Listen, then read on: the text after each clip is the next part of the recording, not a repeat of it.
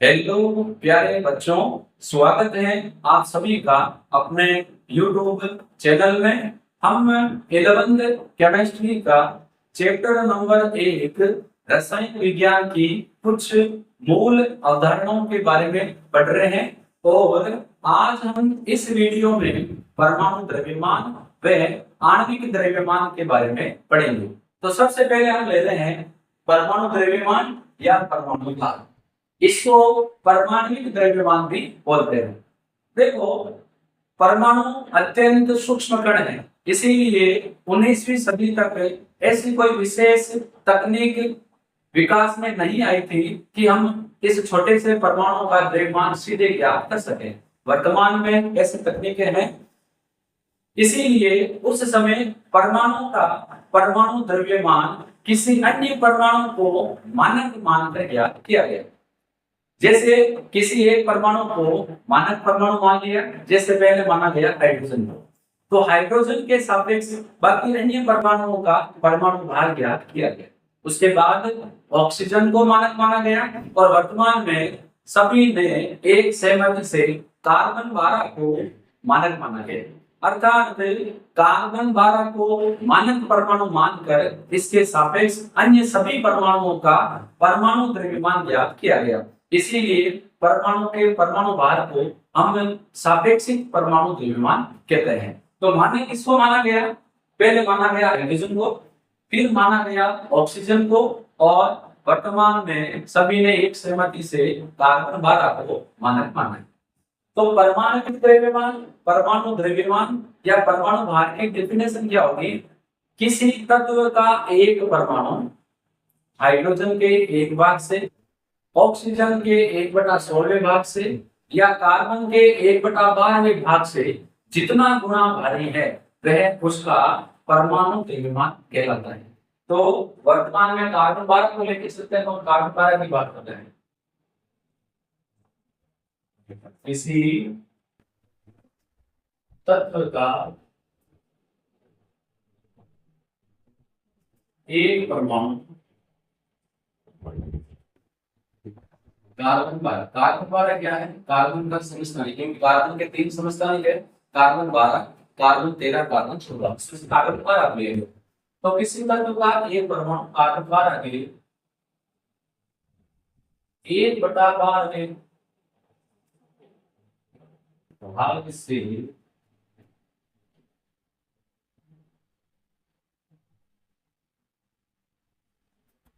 जितने गुना भारी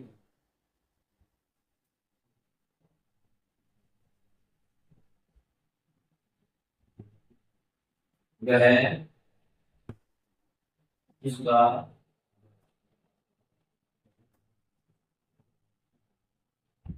परमाणु भार कहलाता है।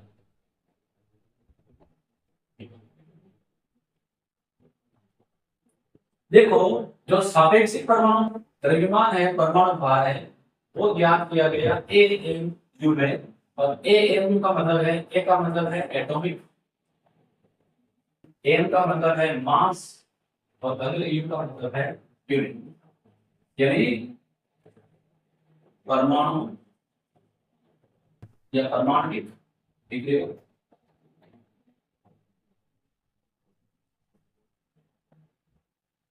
द्रव्यमान,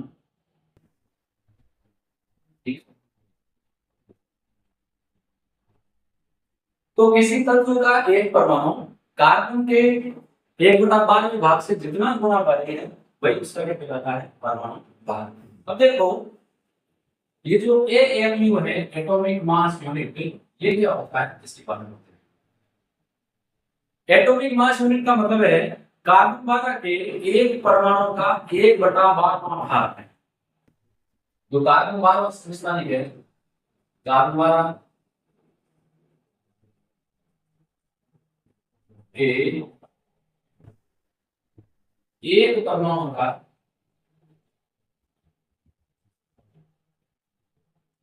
1/12 भाग AMU कहलाता है। देखो, इसको हम थोड़ा सा क्लियर करके लेते हैं। ए एम यू का मतलब है 1/12 इंटू कार्बन 12 के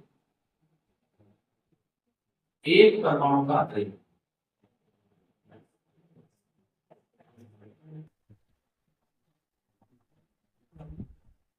यदि अगर हम इसको ग्राम में कन्वर्ट करना चाहें तो देखो ये हो जाएगा 1/12 इंटू कार्बन 12 के एक परमाणु का द्रव्यमान। देखो एक मोल परमाणु का द्रव्यमान 12 होता है, एक परमाणु का कितना होगा 6.022 into 10⁻23।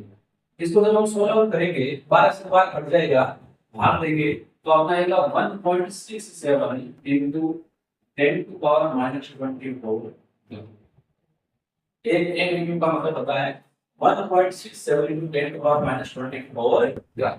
अगर हम ये तो हमने एएमयू को ग्राम में बदला, अगर हम एएमयू को ग्राम की जगह ग्राम को एएमयू में बदले तो ग्राम को अगर एएमयू में कन्वर्ट करना चाहें तो क्या हो जाएगा, देखो ये हो जाएगा ग्राम बराबर 1 एएमयू इनटू ये हो जाएगा किसी परमाणु सॉरी किसी तत्व के एक परमाणु का द्रव्यमान। जैसे अगर हाइड्रोजन की बात करें, हाइड्रोजन के एक परमाणु का द्रव्यमान होता है 1.6738 into 10⁻24 ग्राम। तो इसमें एएमयू में जितने ग्राम होते हैं उसका भाग देंगे 1.67 10⁻24 ग्राम, जो हो जाएगा लगभग 1.008 एएम।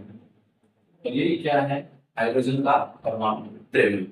इसका मतलब ये हुआ कि अगर हम किसी परमाणु का परमाणु द्रव्यमान ज्ञात करना चाहें तो देखो एक सिंपल सा फॉर्मूला रहेगा कि तत्व का जो परमाणु भार है वो उस तत्व के एक परमाणु का द्रव्यमान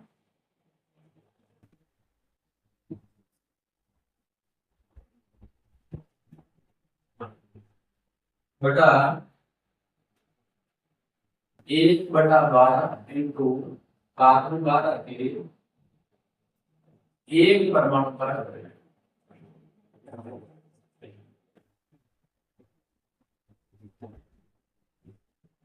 और कार्बन 12 के एक परमाणु द्रव्यमान में 1/12 क्या होता है, ये होता है 1.67 10⁻⁻⁰ तो यदि हम किसी परमाणु का कार्बन के सापेक्ष परमाणु द्रव्यमान ज्ञात करना चाहें तो हम उस तत्व के एक परमाणु के द्रव्यमान में 1.67 to 10⁻⁻24 ग्राम का भार दे देंगे।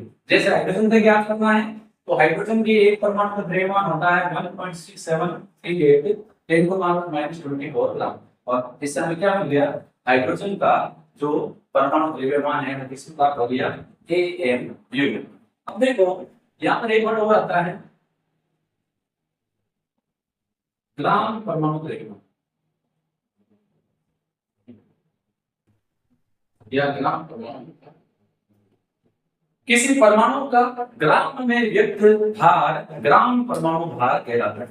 देखो चीज को कोई ज्यादा विशेष नहीं है, इसलिए तत्व के परमाणु भार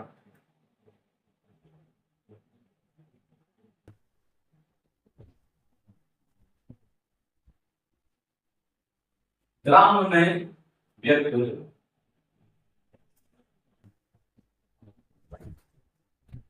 देखो परमाणु भार के परमाणु द्रव्यमान के एक चीज है परमाणु भार ग्राम परमाणु भार कहलाता है। अब मैं जो लिख रहा हूं वो इंपॉर्टेंट, ये तो सिंपल सा है कि किसी तत्व के परमाणु का ग्राम में परमाणु भार व्यक्त कर दो, भाई उसका ग्राम परमाणु भार या ग्राम परमाणु द्रव्यमान कहलाता है। तो देखो ग्राम परमाणु जो द्रव्यमान है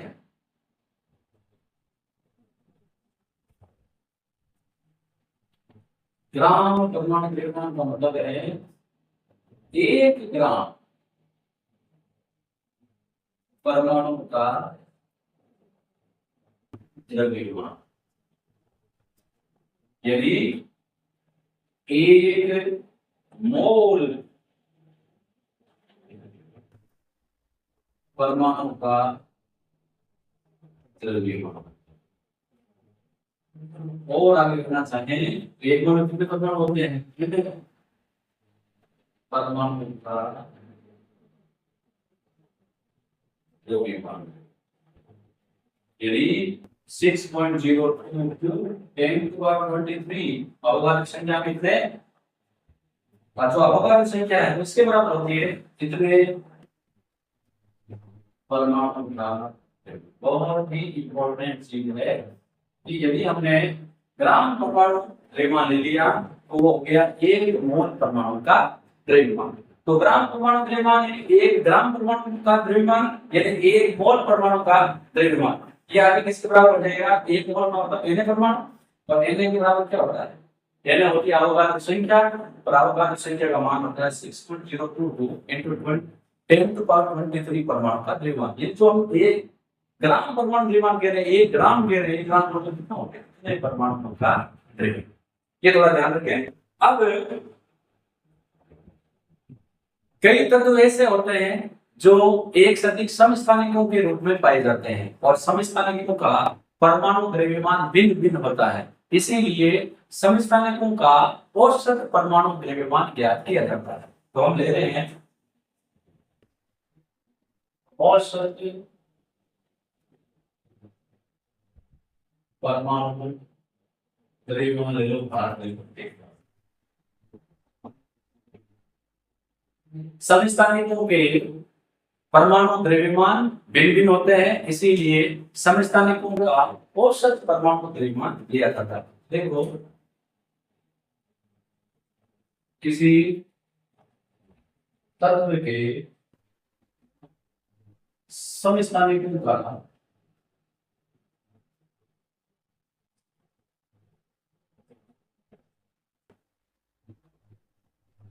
परमाणु द्रव्यमान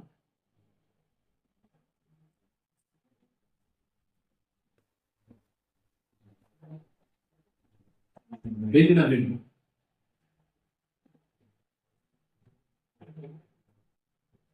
होता है अतः तत्व का परमाणु द्रव्यमान औसत परमाणु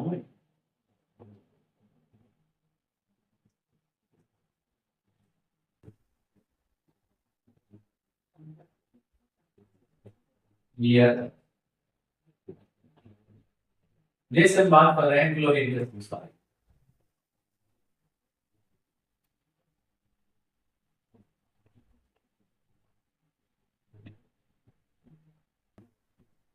क्लोरीन के दो समस्थानिक होते हैं क्लोरीन 35 और क्लोरीन 37। तो देखो क्लोरीन के दो समस्थानिक हैं क्लोरीन 37 और दूसरा है सॉरी 35 जो होता है 35 और क्लोरीन 37 क्लोरीन 35 और क्लोरीन 37। क्लोरीन 35 जो है सपोज जो क्लोरीन अपने प्रकृति में है वो 100% है तो उसमें क्लोरीन 35 की मात्रा है 75% और क्लोरीन 37 की मात्रा है 25%। तो क्लोरीन 35 क्या है? क्लोरीन 35 का परमाणु द्रव्यमान। क्लोरीन 37 क्या है? क्लोरीन 37 समस्थानिक का परमाणु द्रव्यमान। तो देखो क्लोरीन के दो समस्थानिक हैं क्लोरीन 35 जो है ये क्लोरीन 35 एक समस्थानिक है जिसका परमाणु द्रव्यमान है 35। क्लोरीन 37 इसका दूसरा समस्थानिक है जिसका परमाणु द्रव्यमान क्या है 37। इसीलिए क्लोरीन का जो परमाणु द्रव्यमान है हम इन दोनों परमाणु के परमाणु द्रव्यमान का औसत लेंगे। औसत कैसे निकालेंगे? देखो 35 कितना है 75 से गुणा प्लस 37 कितना है 20% सॉरी 25% गुणा कर दो और भाग दो 100%। ये आपके आ जाएगा 35.5 AAU। एक विशेष जानकारी कि वर्तमान में AAU की जगह क्या लिया जाता है U। यू का मतलब होता है यूनिफाइड मास, यानी द्रव्यमान इकाई। अब देखो, जब किसी तत्व के समस्थानिक होते हैं तो समस्थानिकों के परमाणु द्रव्यमान का औसत निकालकर उस परमाणु का औसत परमाणु भार या औसत परमाणु द्रव्यमान निकालते हैं। जैसे हमने क्लोरीन का निकाला 35 जो है पर 75% ने गुणा कर लिया प्लस 37 25% ने गुणा कर लिया, उसको का हमने भाग कर दिया। इस प्रकार विभिन्न परमाणुओं के परमाणु भार ज्ञात किए गए, जो मैं यहाँ लिखूंगा। हाइड्रोजन, लिथियम, कुछ इंपॉर्टेंट है वो bromine, carbon, nitrogen, oxygen, chlorine, sodium, magnesium, aluminium, silicon, chlorine ले लेते हैं, calcium, magnesium, silver, bromine, iodine, copper और ये कुछ हैं जो आपको याद।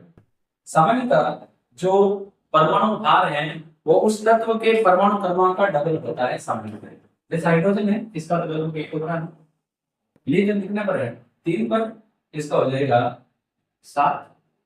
बेरिलियम 4, 9, ये 5 पर 10 11, इसका 12, इसका 14, इसका 16, ये कितने का होता है? 9 पर, इसका हो जाएगा 19। सोडियम 23, मैग्नीशियम का 24, एल्यूमिनियम 27, कितना 14, इसका 28, क्लोरीन का 35.5, कैल्शियम का 40, मैग्नीशियम इंग्लिश में कहा गया 2 बार आ गया, पोटेशियम हो जाते हैं, पोटेशियम का 39, सिल्वर का 108, ब्रोमीन का 80, आयोडीन का 127, कॉपर का 63।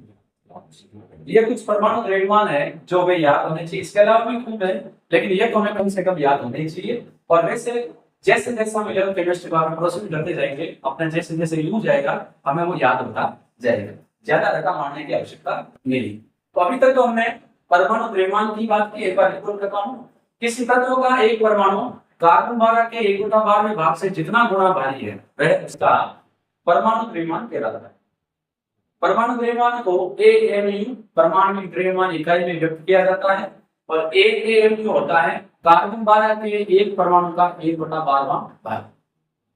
इस प्रकार हम AMU को जब प्रेजेंट करेंगे तो AAMU हो जाएगा 1.67 × 10⁻⁴ ग्राम, और फिर ग्राम को AMU में कन्वर्ट करना है तो जिस तत्व के परमाणु द्रव्यमान को ग्राम में AMU में व्यक्त करना है तो उसके लिए क्या करेंगे, उसके लिए हम उस तत्व के परमाणु का ग्राम में परमाणु द्रव्यमान में 1.67 × 10⁻⁴ का भाग देंगे। देखो, जिस तत्व के परमाणु के द्रव्यमान को AMU में व्यक्त करना है उस तत्व के एक परमाणु का ग्राम में जो भाग है उसमें हम भाग देंगे 1.67 10⁻24 का।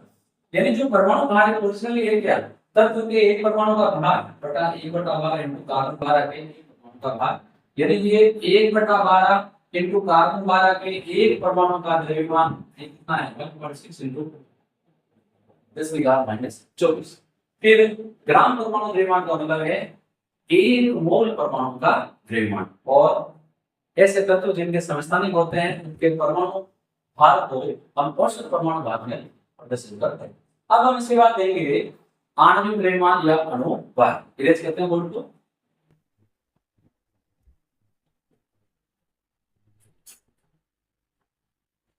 अब ले लेते हैं आणविक द्रव्यमान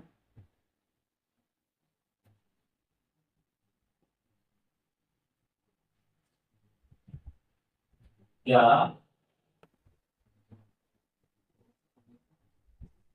अणु। आणविक द्रव्यमान और अणुभार भी सापेक्षिक रूप से ज्ञात किया गया है। किसी भी पदार्थ के एक अणु का भार जो होता है उसको बोलते हैं अणुभार। अब देखो, किसी पदार्थ के, जैसे हमने परमाणु द्रव्यमान में क्या कहा था कि किसी तत्व का एक परमाणु कार्बन के 1/12 भाग से जितना गुना भारी है वो क्या कहलाता है परमाणु द्रव्यमान। तो अणुभार कैसे निकालेंगे, किसी पदार्थ का एक अणु कार्बन 12 के 1/12 भाग से जितना गुना भारी है वह उसका अणुभार कहलाता है। तो देखो किसी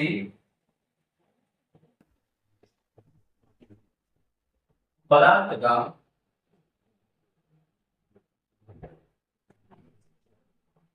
एक अणु कार्बन 12 के 1/12 भाग से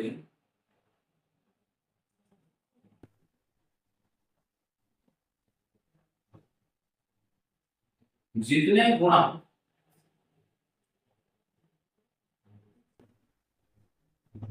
भारी है वह है उसका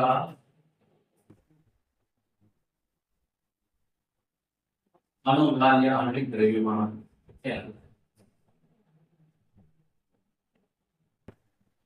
लेकिन क्योंकि अपने केमिस्ट्री में अणुभार ज्ञात करना भी आना चाहिए, इसीलिए उस कंडीशन में हम अणुभार को कहते हैं कि किसी अणु में उपस्थित परमाणुओं के परमाणु भारों का योग अणुभार कहलाता है।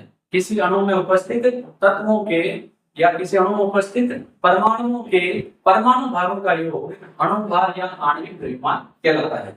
अब देखो अणुभार ज्ञात करने के बारे में हम पढ़ते हैं किस प्रकार अणुभार ज्ञात किया जाता है। मैं फिर आपको कह रहा हूँ कि केमिस्ट्री आप पढ़ रहे हैं, आपको अणुभार ज्ञात करना आना बहुत जरूरी है, नहीं आएगा तो गड़बड़ है। तो देखो मैं यहाँ पे एग्जाम्पल करता हूँ।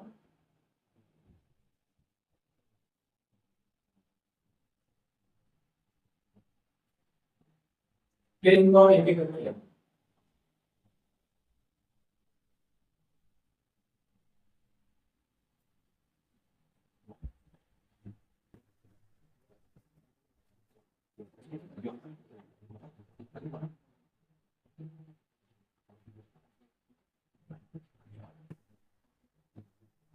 और क्योंकि अभी तक आपको याद नहीं है इसीलिए मैं कुछ तत्वों के परमाणु भार यहाँ लिख देता हूँ जो आपके काम में आएंगे।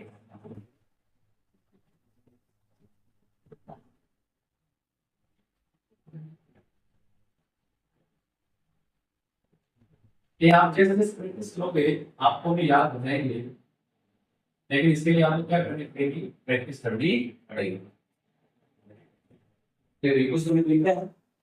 अब इनको हम एक एक करके सॉल्व करते हैं। जैसे H2 किसी भी अणु का अनुपात ज्ञात करने के लिए उस अणु में उपस्थित सभी परमाणुओं के परमाणु भारों का योग करते हैं। जैसे H2 है इसमें दो परमाणु है हाइड्रोजन और ऑक्सीजन। हाइड्रोजन दो है और एक हाइड्रोजन का एक पदार्थ, दो गुणा एक प्लस एक ऑक्सीजन का 16, ये कितना हो गया 18 U। HCl में हाइड्रोजन एक हाइड्रोजन का एक, क्लोरीन का 35.5, 35 और 1 36 और टोटल हो गया 36.5। HCl चलो HNO3 एक हाइड्रोजन का एक, नाइट्रोजन का होता है 14, सात होता है 7 14, तीन ऑक्सीजन है HNO3 तीन ऑक्सीजन है, एक ऑक्सीजन का होता है 16। ठीक है, हो गया 1 + 14 प्लस 16 को 3 से गुणा करेंगे 48, 48 और 1 49, 49 और 4 53, 53 और 63 यूनिफाइड।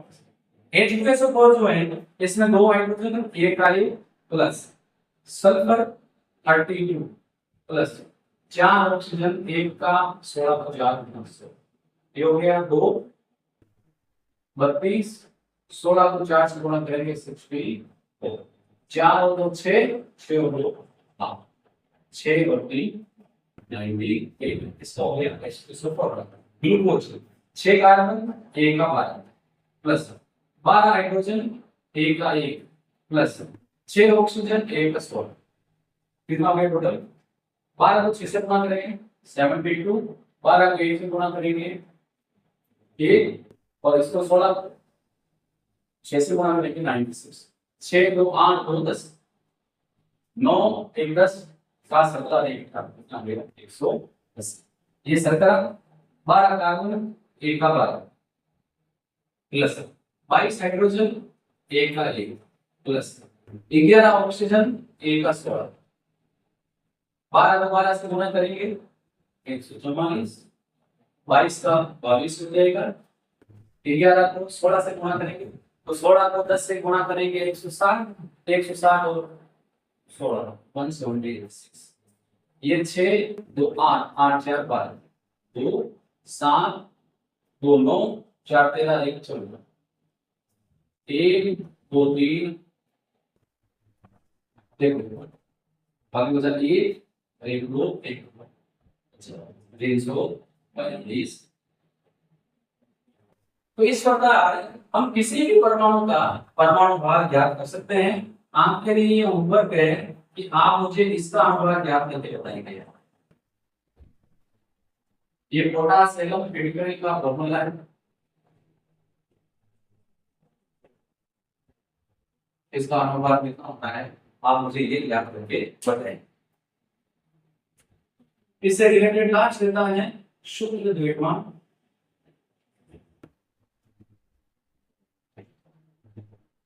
या शुद्ध भाप। इसमें हमें ज्यादा डिटेल में सोचने की आवश्यकता नहीं है। आयनिक यौगिकों के लिए अनुभार के स्थान पर शुद्ध भार का उपयोग किया जाता है। तो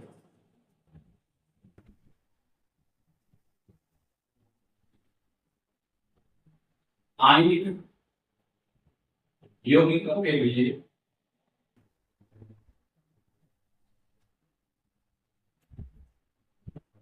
अनुभार के स्थान पर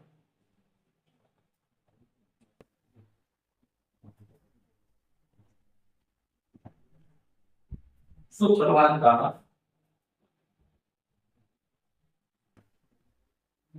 प्रयोग होता है। ये जो अनुभार है वही आयनिक यौगिक के लिए शुद्ध भार है, जो आणविक द्रव्यमान है वही आयनिक यौगिकों के लिए शुद्ध द्रव्यमान है। किसी आयनिक यौगिक का शुद्ध द्रव्यमान उसमें किसी आयनिक यौगिक का शुद्ध द्रव्यमान उसमें उपस्थित सभी परमाणुओं के परमाणु भार का योग होता है। जैसे अगर हम NaCl का शुद्ध द्रव्यमान ज्ञात करें तो Na का होता है 23 परमाणु द्रव्यमान, क्लोरीन का होता है 35 पॉइंट, जोड़ेंगे कितना आएगा 5.538 58.5 आता है NaCl का शुद्ध द्रव्यमान, जो इसका क्या है अनुभार है। लेकिन क्योंकि आयनिक यौगिक है इसलिए आयनिक यौगिक के लिए अनुभार के स्थान पर शुद्ध भार का प्रयोग करते हैं। तो अपने यहाँ पर परमाणु द्रव्यमान, औसत परमाणु द्रव्यमान, अणुभार और शुद्ध भार कंप्लीट होते हैं। हम फिर मिलेंगे अगले टॉपिक के साथ। अगर आपकी कोई क्वेरी है, कोई क्वेश्चन है तो आप मुझे डिस्क्रिप्शन बॉक्स में या मेरे Telegram channel chemistry bye Sushil Kumar channel पर डाल सकते हैं, मैं आपको उन्हें सोल्व करके दे दूंगा।